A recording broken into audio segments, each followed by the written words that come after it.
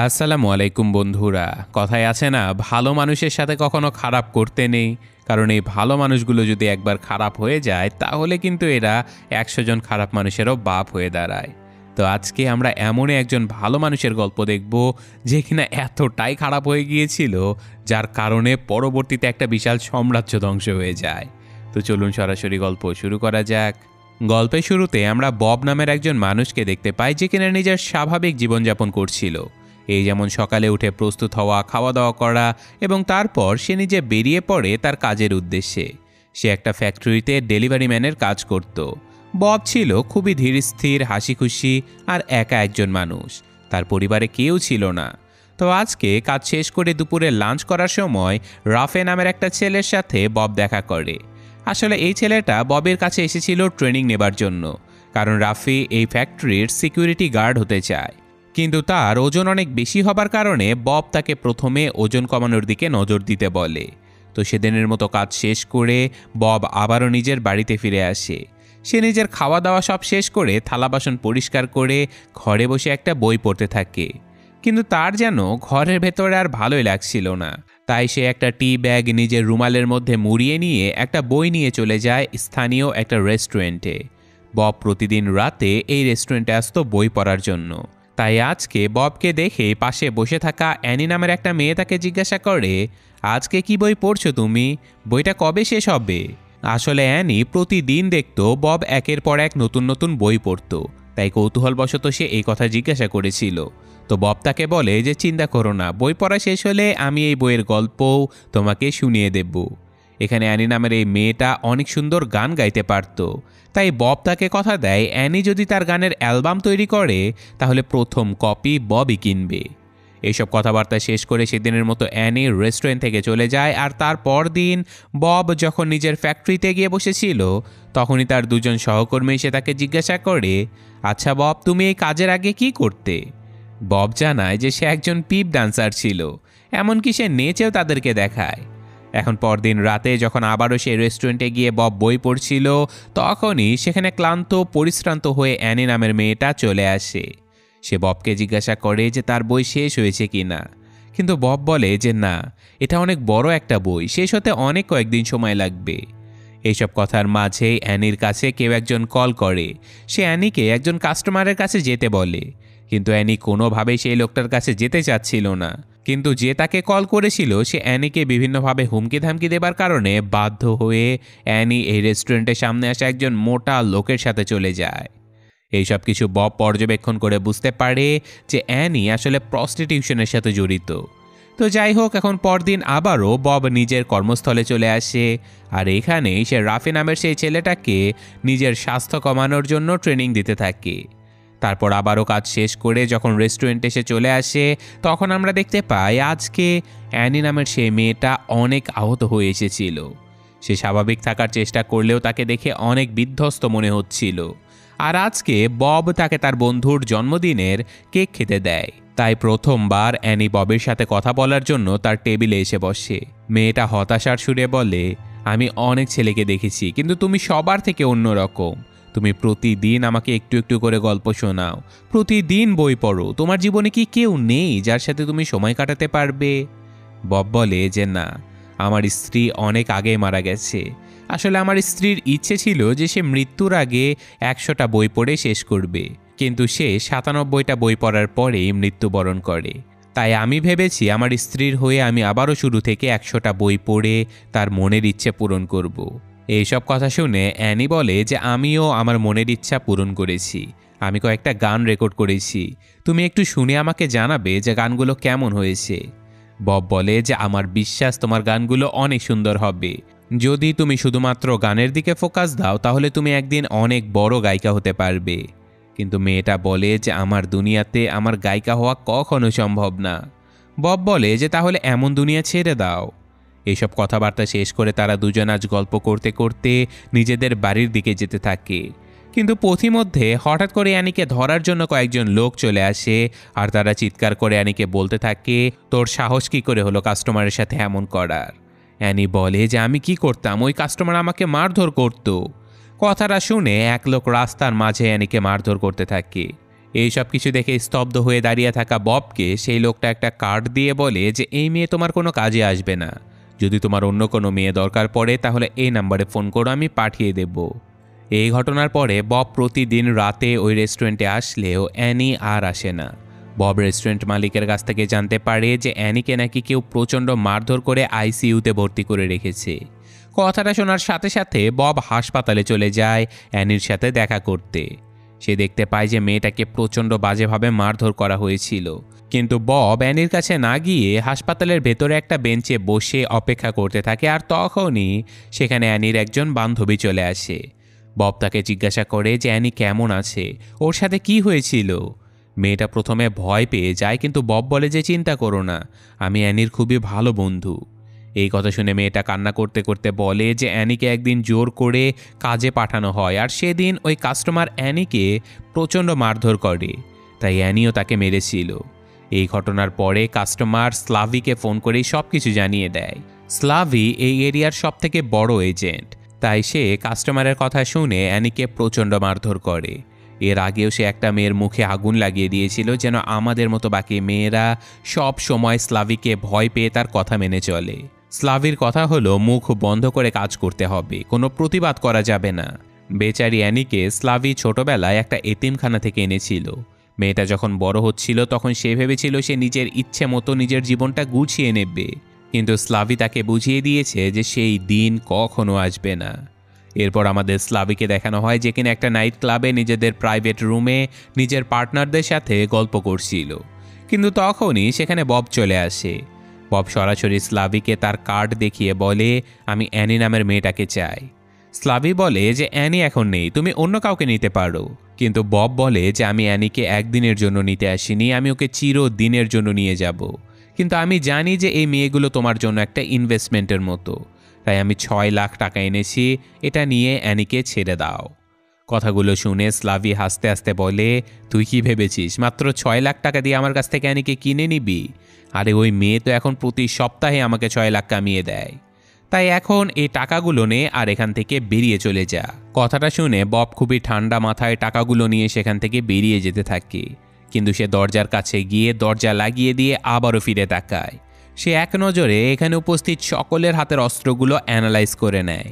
তারপর সে বুঝতে পারে যে এই সবগুলো মানুষকে মারতে তার মাত্র 16 সেকেন্ড সময় লাগবে, তাই অতর্কিত এক হামলায় মুহূর্তের মধ্যেই সে এই ঘরের সবাইকে মারতে থাকে।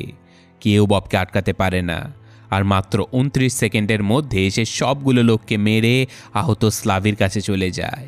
সে বলে যে তোমার গলায় গুলি লেগেছে, এখন আস্তে আস্তে নিঃশ্বাস নাও, কারণ যত জোরে নিঃশ্বাস নেবে তত বেশি দ্রুত রক্তক্ষরণ হয়ে তুমি মারা যাবে। আসলে তোমার ওই 6 লাখ টাকাটা নিয়ে নেওয়া উচিত ছিল, কারণ দেখো এখন তুমি যে মেয়েটাকে মেরে আহত করে ফেলেছিলে সে কিন্তু ঠিকই তার নিজের জীবন নিজের মতো করে সাজিয়ে নেবে, কিন্তু তোমার জীবন আজ এখানে শেষ হয়ে যাবে। স্লাভি মৃত্যুর আগে শুধু এটাই বলে যে তুমি কে, কিন্তু বব কোনো উত্তর দেয় না।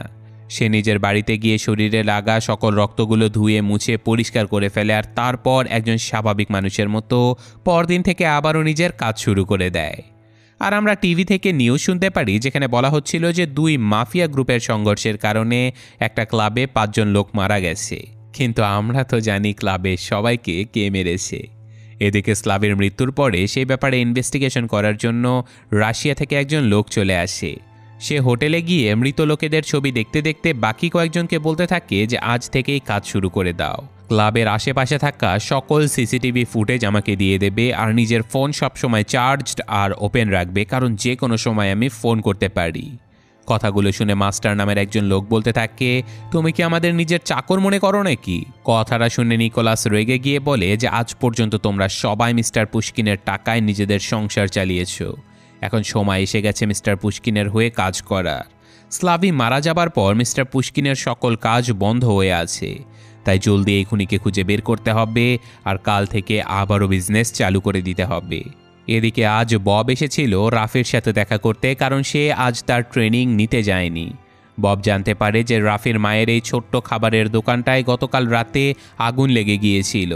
সব কিছু পুড়ে গেছে বলে রাফি আজ তার মাকে সাহায্য করার কাজে লেগে পড়েছিল। এদিকে নিকোলাস তার দলবল নিয়ে আইরিশ এক মাফিয়ার সাথে দেখা করতে আসে, কারণ তাদের মূল প্রতিদ্বন্দ্বী ছিল এই গ্রুপটা, যার লিডার বলতে থাকে যে আমরা আইরিশরা আমেরিকাতে এসেছিলাম ব্যবসা করার জন্য, আর তোমরা রাশিয়ানরা তো এসে পুরো সিন্ডিকেট শুরু করে দিয়েছো। নিকোলাস বলে ওইসব কথা পরে হবে, স্লাভিকে কে মেরেছে বলে দাও, নয়তো আমি তোমাদেরকে মেরে ফেলবো। কথাটা শুনে আইরিশ লিডার বলতে থাকে যে স্লাভির ব্যাপারে আমি কিছু জানি না, আমরা কেউ ওকে মারিনি, কিন্তু তোর সাহস কী করে হলো আমার ঘরে এসে আমাকে হুমকি দেবার। তাই সে তার লোকজনদেরকে নিকোলাসকে মেরে ফেলতে বলে, কিন্তু নিকোলাস এতটাই দ্রুতগতি সম্পন্ন ছিল যে সে মুহূর্তের মধ্যে আইরিশ লোকটার উপরে ঝাঁপিয়ে পড়ে তাকে এখানেই নৃশংসভাবে মেরে ফেলে। এদিকে বব রাফিকে বলতে থাকে যে কয়দিন পর তো তোমার সিকিউরিটি গার্ডের এক্সাম রয়েছে, এখন ট্রেনিং না নিলে তুমি চাকরিই পাবে না। কথাটা শুনে রাফি বলে যে আমার মনে হয় আমি এই পরীক্ষাতে পাশই করতে পারবো না, আমার ওজন অনেক বেশি, তাই এখন মাকে সাহায্য করাই আমার প্রধান কাজ। কথাটা শুনে বব বলে যে তুমি অন্তত পরীক্ষাটা দাও, চাকরি হলে তুমি ডিউটি শেষে তোমার মাকে সাহায্য করতে পারবে। এদিকে নিকোলাস জেনি নামের একটা মেয়েকে স্লাভির ব্যাপারে জিজ্ঞাসাবাদ করে, কিন্তু সেই মেয়েটা বলে যে এইসব ব্যাপারে সে কিছুই জানে না। তাই রাতের বেলা মিস্টার পুশকিন ফোন করে নিকোলাসকে বলে যে যত তাড়াতাড়ি পারো সব কিছু সমাধান করে ফেলো নিকোলাস, আমার ব্যবসার অনেক ক্ষতি হচ্ছে। নিকোলাস বলে যে চিন্তা করবেন না, আমি সব কিছু ঠিক করে ফেলবো। এদিকে নিকোলাস আবারও জেনিকে ডেকে এনে বলে যে আমি জানি তুমি অ্যানির সব থেকে কাছের বান্ধবী ছিলে, আর এদিকে অ্যানিকে গত কদিন হলো খুঁজে পাওয়া যাচ্ছে না, তুমি কি জানো কোথায় গেছে, বা তুমি অদ্ভুত কিছু কি নোটিস করেছিলে? জেনি তো প্রচণ্ড ভয় পাচ্ছিল, সে বলে আমি কিচ্ছু জানি না, কিন্তু নিকোলাস খবর পেয়েছিল যে সেদিন নাকি জেনি হাসপাতালে কারো সাথে অনেকক্ষণ কথা বলেছে। সেই ব্যাপারে জিজ্ঞাসা করলে জেনি বলে যে হ্যাঁ, একজন লোক এসেছিল অ্যানির ব্যাপারে জিজ্ঞাসা করতে, ও নাকি অ্যানির অনেক ভালো বন্ধু হয়। নিকোলাস লোকটার নাম ঠিকানা জিজ্ঞাসা করে, কিন্তু জেনি তো এইসব কিছুই জানতো না। তাই নিকোলাস এবার জেনিকে গলা টিপে নির্মমভাবে মেরে ফেলে, কারণ সে ওই অচেনা লোকটার ব্যাপারে তাকে কিছুই বলেনি। এদিকে বব তার অফিসের কলিগদের সাথে বেসবল খেলছিল। ববের জীবনে সব কিছুই স্বাভাবিক ছিল, আর ততদিনে রাফি ববের কথা শুনে পরীক্ষা দিয়েছিল বলে এই কোম্পানির সিকিউরিটি গার্ডের চাকরিটাও পেয়ে গিয়েছিল। কিন্তু এদিকে নিকোলাস তদন্ত করতে করতে একটা তথ্য পেয়ে যায়। সে ববের একটা ভিডিও দেখতে পায় যেখানে সে স্লাভির মৃত্যুর আগে ক্লাবে ঢুকলেও আর সেই ক্লাবের দরজা দিয়ে বের হয়নি। হতে পারে এই লোকটা স্লাভিকে মেরে ক্লাবের অন্য কোনো দিক দিয়ে পালিয়ে গেছে। এরপর সেদিন রাতে বব যখন বাড়িতে বসেছিল তখনই সেখানে নিকোলাস চলে আসে।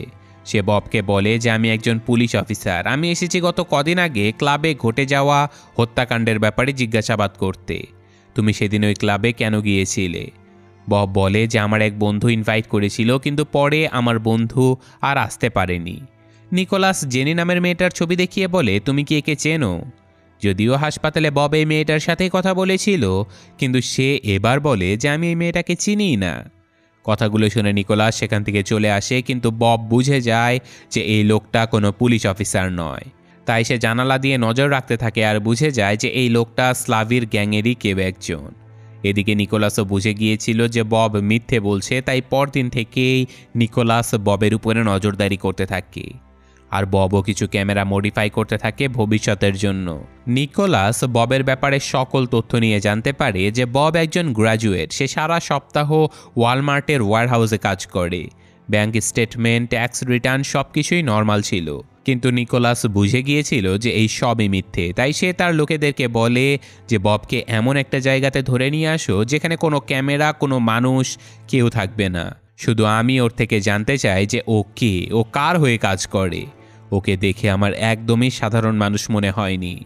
তাই পরদিন রাতে বব যখন সেই রেস্টুরেন্টে বসেছিল তখনই সেখানে নিকোলাসের এক লোক বন্দুক নিয়ে তাকে জিম্মি করে গাড়ির ভেতরে নিয়ে যাবার চেষ্টা করে, কিন্তু বব চোখের পলকেই লোকটাকে মেরে রেস্টুরেন্টের লাইটসগুলো সব বন্ধ করে বেরিয়ে যেতে থাকে।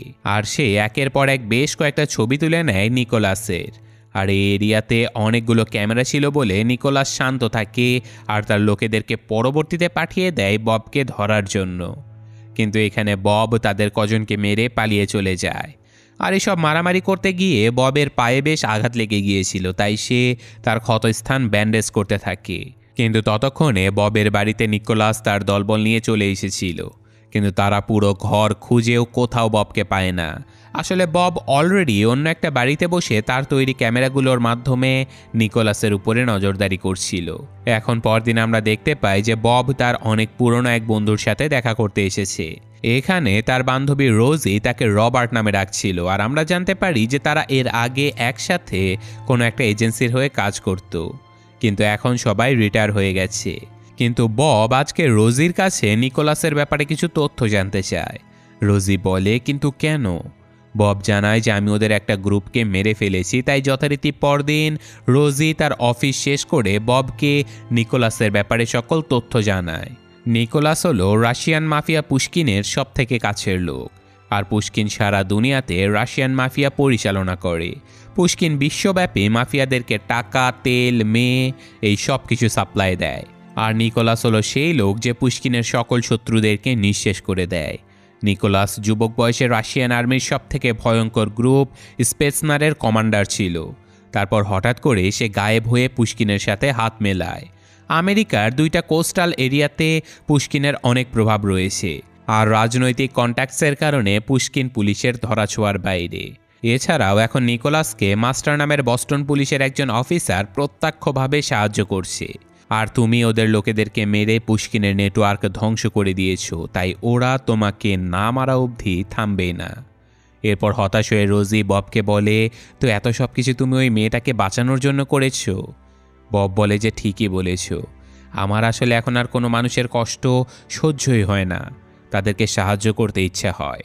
তো যাই হোক, এরপর নিকোলাসকে ধ্বংস করার জন্য বব চলে যায় মাস্টার নামের সেই পুলিশ অফিসারকে ধরতে, আর সে মাস্টারকে মেরে তার গাড়িতেই বন্ধ করে দেয়। বব সেই গাড়িতে বিষাক্ত গ্যাস ছেড়ে মাস্টারকে জিজ্ঞাসা করে, পুশকিনকে, ও আমেরিকাতে কি করে, কোথায় কোথায় করে, সব কিছু আমাকে বলো। কিন্তু মাস্টার কোনোভাবেই বলতে রাজি হচ্ছিল না, কারণ এতে করে পুশকিন হয়তো তার পুরো পরিবারকে মেরে ফেলবে। কিন্তু ববের একটাই কথা, মাস্টারকে সবকিছু বলতে হবে, নয়তো মরতে হবে। তাই মাস্টার বাধ্য হয়ে পুশকিনের ব্ল্যাক মানি, মেয়েদের ব্যবসা, এমনকি তেলের মজুদ সম্পর্কে ববকে সবকিছু জানিয়ে দেয়। তাই পরদিন বব মাস্টারকে নিয়ে সবার আগে চলে যায় পুশকিনের ব্ল্যাক মানি ডিস্ট্রিবিউশন অফিসে। সেখানে রীতিমতো মিলিয়ন মিলিয়ন ডলারের লেনদেন এবং সেভিংস হতো। সেখানে গিয়ে বব নিজেকে পুশকিনের নতুন লোক হিসেবে পরিচয় দেয়। কিন্তু ববের ব্যাপারে সন্দেহ হওয়াতে আন্দ্রে তার দিকে বন্দুক তাক করে ধরে, কিন্তু সাথে সাথে বন্দুক ছিনিয়ে নিয়ে বব তাদের সবাইকে জিম্মি করে একটা ঘরে বন্ধ করে ফেলে। আর তারপরে কোটি কোটি ডলার থেকে সে এখানে কাজ করা সকল মহিলাদের পুরো বছরের বেতন দিয়ে বিদায় করে দেয়, আর এই ফ্যাক্টরি চিরতরে বন্ধ করে দেয়। এরপর সে আবারও মাস্টারকে হ্যান্ডকাফ লাগিয়ে জিজ্ঞাসা করে যে পুশকিনের বিরুদ্ধে তোমার কাছে কি প্রমাণ আছে, তার সব কিছু আমাকে দিয়ে দাও। কিন্তু বেচারা মাস্টার পুশকিনের ভয়ে কিছুই করতে চাচ্ছিল না। কিন্তু বব তাকে বলে যে তোমার মৃত্যু কাছে চলে এসেছে, তুমি একজন বিশ্বাসঘাতক হয়ে মরতে চাও নাকি পুলিশকে সাহায্য করে একজন হিরো হয়ে মরতে চাও? আর আমি কথা দিচ্ছি, পুলিশকে সাহায্য করলে, আমাকে সব প্রমাণ দিয়ে দিলে আমি তোমাকে বাঁচিয়ে নেব। তাই ভেবেচিন্তে মাস্টার সিদ্ধান্ত নেয় যে সে পুলিশের পক্ষে থাকবে।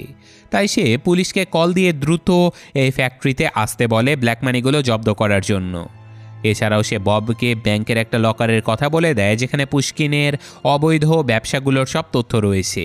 বব সেই ব্যাংকের লকার থেকে এভিডেন্সগুলো জব্দ করে নেয়, আর তারপর পুলিশ ঘটনাস্থলে পৌঁছে সকল ব্ল্যাক মানি জব্দ করে আর মাস্টারকে গ্রেফতার করে নেয়। কারণ কৌশলে মাস্টারকে ফাঁসিয়ে দিয়ে বব তাকে জেলখানায় পাঠিয়ে দিয়েছিল, কারণ জেলখানায় তার জন্য সব থেকে নিরাপদ জায়গা। এদিকে সেদিন রাতে নিকোলাস খবর পায় যে মিস্টার পুশকিনের বিলিয়ন বিলিয়ন ডলার পুলিশ জব্দ করে নিয়েছে। তাই সে নতুন একটা গ্রুপ তৈরি করে ববকে ধরার জন্য। তবে বব প্রথমেই সে গ্রুপের লিডারকে মেরে নিকোলাসের সামনে এসে বসে, আর সে নিকোলাসকে বলতে থাকে, আমি কিন্তু কিছুতেই থামবো না, তোমার একটা একটা করে লোককে আমি খুঁজে খুঁজে মারতে থাকবো, তুমি শুধু গুনতে থাকবে। নিকোলাস বলে যে গুটি কয়েক লোককে মেরে তুমি আমাকে দুর্বল করতে পারবে না, তুমি আমাকে এখনো চিনতে পারোনি বব। বব বলে যে আচ্ছা তাহলে শোনো, অনেক বছর আগে রাশিয়ার একজন সমাজকর্মী ছিল। তার 5টা সন্তান থাকা সত্ত্বেও সে রাস্তা থেকে একটা বাচ্চাকে দত্তক নিয়ে নিজের সন্তানের মতো লালন পালন করতে থাকে।